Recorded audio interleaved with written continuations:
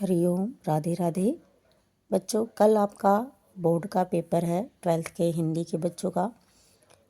आइए आज हम देखते हैं एक सैम्पल पेपर जो कि आपके सपोर्ट मटेरियल में ही दिया गया है। तो जो आपका सबसे पहला क्वेश्चन होगा खंड क का, वो होगा अपठित बोध का। उसके बाद अपठित बोध से रिलेटेड जो आपके प्रश्न होंगे वो आपको अच्छे से पढ़ने हैं और गद्यांश के आधार पर ही उसके आंसर देने हैं। दूसरा जो क्वेश्चन होगा खंड क का, वो अपठित काव्यांश होगा। एक गद्यांश होगा, एक काव्यांश होगा। काव्यांश से रिलेटेड आपको क्वेश्चन मिलेंगे और इनके आंसर आपको अपनी कविता के आधार पर देना है। खंड ख जो कि अभिव्यक्त और माध्यम पुस्तक पर आधारित प्रश्न होगा, जिसमें प्रश्न संख्या 3। इसमें 5 नंबर के प्रश्न आएंगे, एक 1 नंबर का और 2 क्वेश्चन 2-2 नंबर के। ये सारे आपको करने हैं। प्रश्न संख्या 4 में भी आप देख लीजिए, 3-3 नंबर के प्रश्न आएंगे, 3 क्वेश्चन, जिनमें से 2 के उत्तर आपको देने हैं। प्रश्न संख्या 5 जो आएगा वो किसी भी एक विषय पर लगभग 100 शब्दों में रचनात्मक लेख लिखना है। जैसे अभिनेता एक जीवन में कई जीवन जीते हैं, मतलब ये जीवन जीते हैं लिखा होगा, यहाँ थोड़ा सा मिसप्रिंट है। एक नागरिक के कर्तव्य और आभासी दुनिया, इन तीनों में से किसी एक पर आपको रचनात्मक लेख लिखना है, अपने विचार प्रकट करने हैं। जो छठा क्वेश्चन है वो भी आपकी अभिव्यक्त और माध्यम पुस्तक से ही है। कविता लेखन क्या है, मतलब 3 क्वेश्चन होंगे, जिनमें से किन्हीं 2 क्वेश्चन का आपको आंसर देना है। ये नाटक, कहानी, कविता इससे रिलेटेड होगा। उसके बाद खंड ग आता है, जो आपकी पढ़ी गई पुस्तक है अंतरा और अंतराल, इनसे रिलेटेड क्वेश्चन आएंगे। तो अंतरा के आपके पास एक कविता है, जननी निरखती बाण धनुइया। अब इस काव्यांश को ध्यान से पढ़ना है और इस काव्यांश पर आधारित क्वेश्चन बनेंगे। इन प्रश्नों के उत्तर आपको देने हैं। ये आपने क्लास में भी पढ़ रखा है और साथ ही साथ यहाँ भी आपका ये दिया हुआ है, आप यहाँ से भी समझकर आप इसे हल कर सकते हैं। उसके बाद आपका जो क्वेश्चन नंबर 8 होगा वो अंतराल के ही क्वेश्चन पर आधारित होगा। जो काव्य खंड होगा वहाँ से रिलेटेड प्रश्न आएंगे।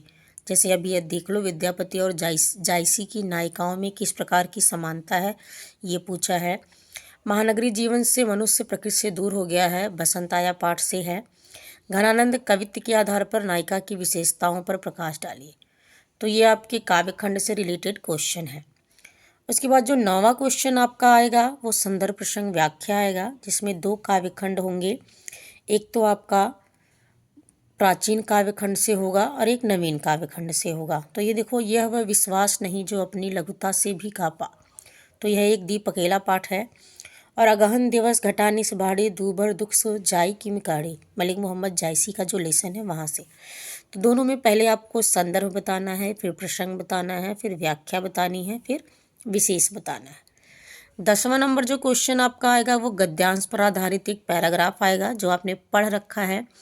अब आप देखिए, हालांकि उसे खेती की हर बारीकी के बारे में मालूम था, लेकिन फिर भी डरा दिए जाने के कारण अब ये जो साझा चैप्टर है वहाँ से लिया गया है और उसी से रिलेटेड क्वेश्चन पूछा जाएगा। ये चैप्टर आपने पढ़ भी रखा है और यहाँ भी आपको पूरा जो गद्यांश है वो मिलेगा और उससे रिलेटेड क्वेश्चन आपको देने हैं।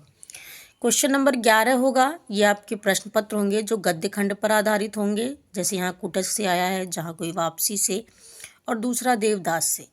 क्वेश्चन नंबर जो 12 है वो एक व्याख्या, संदर्भ प्रसंग व्याख्या। एक संदर्भ प्रसंग व्याख्या आपकी काव्य खंड से आएगी और दूसरी संदर्भ प्रसंग व्याख्या आपकी गद्य खंड से आएगी।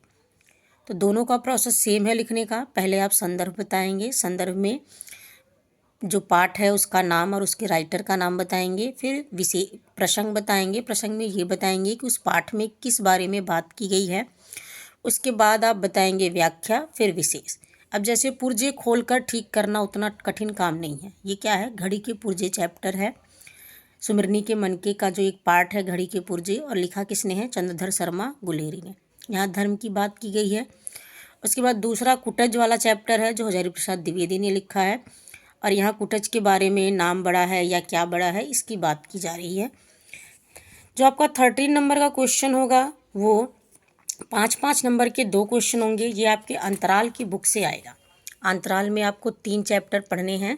एक तो सूरदास की झोपड़ी, एक पढ़ना है बिस्कोहर की माटी, और एक एक मालवा, अपना मालवा खा उजाड़ू सभ्यता में। ये 3 चैप्टर से 3 क्वेश्चन हैं, जिनमें से आपको कोई 2 करने हैं। तो अंतराल से केवल और केवल आपके 10 नंबर के क्वेश्चन आएंगे, 5-5 के 2, और वो दोनों आपको करके आने हैं। कोशिश करिएगा कि इसको आप हेडिंग के तौर पे करिएगा, ताकि आपको नंबर अच्छे से मिल सके। ये हमारे परीक्षा का पैटर्न है कि किस तरह से आपको पेपर मिलेगा, जो कि खंड में विभक्त है। खंड क, ख और ग 3 खंडों में।